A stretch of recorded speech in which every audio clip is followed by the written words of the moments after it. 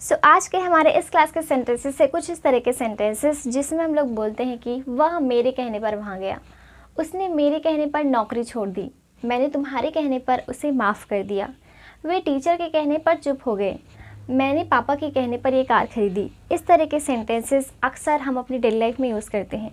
लेकिन क्या आप जानते हैं कि इस तरह के सेंटेंसेस को हम इंग्लिश में कैसे बोल सकते हैं? अगर आप नहीं जानते हैं तो इस क्लास को एंड तक ज़रूर देखिएगा, क्योंकि आज के इस क्लास में हम लोग सीखने वाले हैं कि इस तरह के सेंटेंसेस को हम इंग्लिश में कैसे बोल सकते हैं। So hi everyone, this is your English trainer and my name is Dineshwari. आज के इस क्लास में फिर से आप सभी का स्वागत है एंड आज के इस क्लास में फिर लेकर आई हूँ आपके लिए एक new English sentence structure. So this class is going to be very very interesting. So let's begin this class. So इस तरह के सेंटेंसेस को बनाने का स्ट्रक्चर क्या होता है ये सबसे पहले देखेंगे, देन सेंटेंसेस को वन बाय वन डील करेंगे। Alright, so let's see the structure. क्योंकि जो हमारे सारे सेंटेंसेस हैं वो पास्ट इंडेफिनिट टेंस के हैं, इसलिए जो स्ट्रक्चर होगा वो पास्ट इंडेफिनिट टेंस का होगा। लेकिन इन सारे सेंटेंसेस में क्या कॉमन है? मेरे कहने पर, तुम्हारे कहने पर या फिर किसी के भी कहने पर। तो इसके लिए हम क्या यूज़ करेंगे ये आज के इस क्लास में हम लोग जानने वाले हैं। सो क्लास बहुत ही ज़्यादा इंटरेस्टिंग होने वाली है। So make sure that you watch this class with full attention. So let's see. चूँकि ये जो हमारे सारे सेंटेंसेस ये पास्ट इंडेफिनिट टेंस के हैं, इसलिए स्ट्रक्चर जो होगा वो पास्ट इंडेफिनिट टेंस का होगा। बाकी आप इस तरह के सेंटेंसेस को किसी भी टेंस के साथ बना सकते हो। यानी कि अगर आपको प्रेजेंट में भी बोलना हो कि वह मेरे कहने पर वहाँ जाता है, तब भी आप इसे आसानी से बना सकते हो। एंड अगर आपको बोलना है कि मेरे कहने पर वह यह काम करेगा, तभी ये सेंटेंस ईजिली फॉर्म किया जा सकता है। बट आपको पता होना चाहिए कि ये जो वर्ड है मेरे कहने पर या फिर किसी के भी कहने पर, इसके लिए हम क्या यूज़ करते हैं। ठीक है, सो चलिए देखते हैं।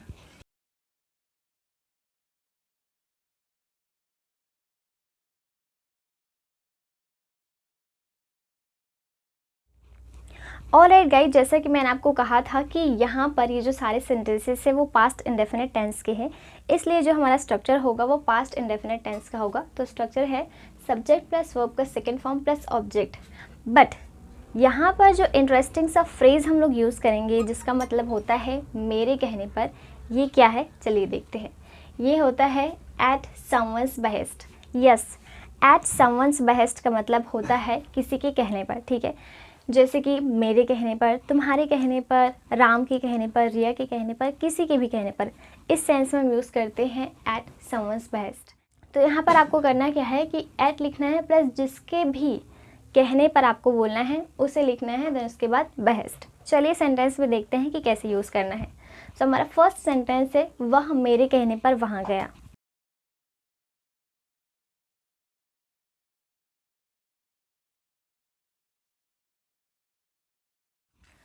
ऑलराइट गाइस, सो ये रहा हमारा सेंटेंस, वह मेरे कहने पर वहाँ गया। He went there at my behest. As I told you कि आपको क्या यूज़ करना है, एट प्लस समवन्स बेहेस्ट, यानी कि जिस भी पर्सन की आप बात कर रहे हो वो एट एंड बेहेस्ट के बीच में होगा। ठीक है, सो मेरे कहने पर इस सेंस में हम क्या यूज़ कर रहे हैं, एट समवन्स बेहेस्ट। जिसके भी कहने पर की बात हो रही है उसे इसके साथ लिखना है। जैसे कि मेरे कहने पर तो माई लिखूंगी, तुम्हारे कहने पर तो योर लिखूंगी, राम के कहने पर तो राम्स लिखूंगी, जैसे कि मैंने यहाँ पर लिखा है एट समवन्स बेहेस्ट। ठीक है, तो उस हिसाब से आपको लिखना है।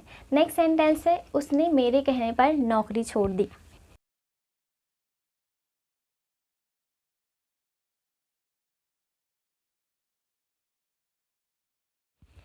ऑलराइट गाइस, तो हमारा सेंटेंस है उसने मेरे कहने पर नौकरी छोड़ दी। He quit his job at my behest. Okay, next sentence है मैंने तुम्हारे कहने पर उसे माफ़ कर दिया।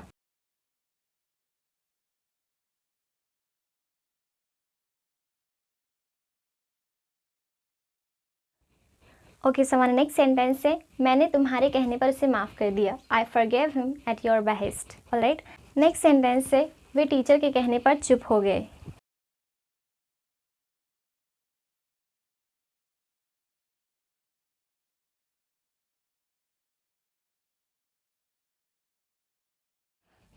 ऑलराइट, सो वे टीचर के कहने पर चुप हो गए। They kept quiet at teacher's behest. Okay, and हमारा लास्ट सेंटेंस है मैंने पापा के कहने पर ये कार खरीदी।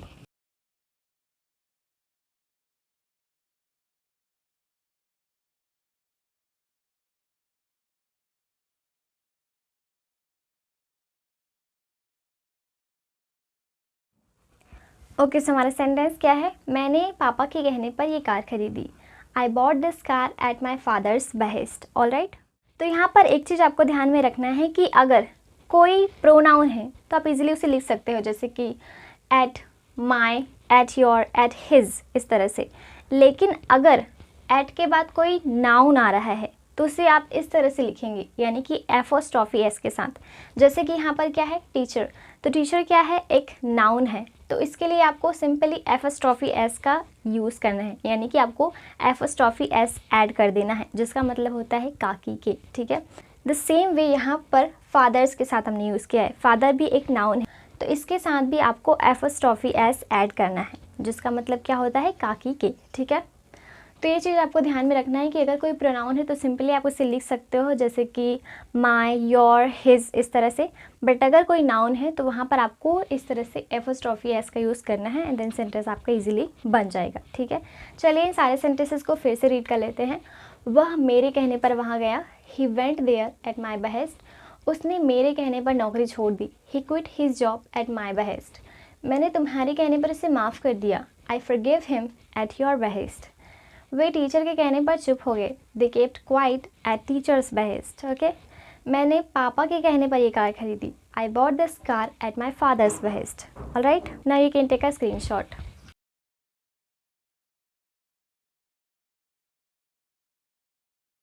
All right guys, I hope कि क्लास आपके लिए हेल्पफुल रही होगी, एंड अब आप इजीली इस तरह के सेंटेंसेस को फॉर्म करना सीख गए होंगे।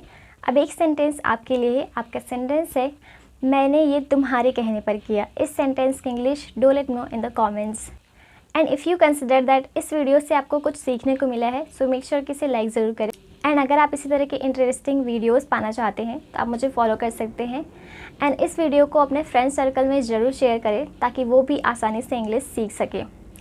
मैं मिलूंगी आपको नेक्स्ट वीडियो में, तब तक के लिए bye bye, take care, keep learning, keep watching.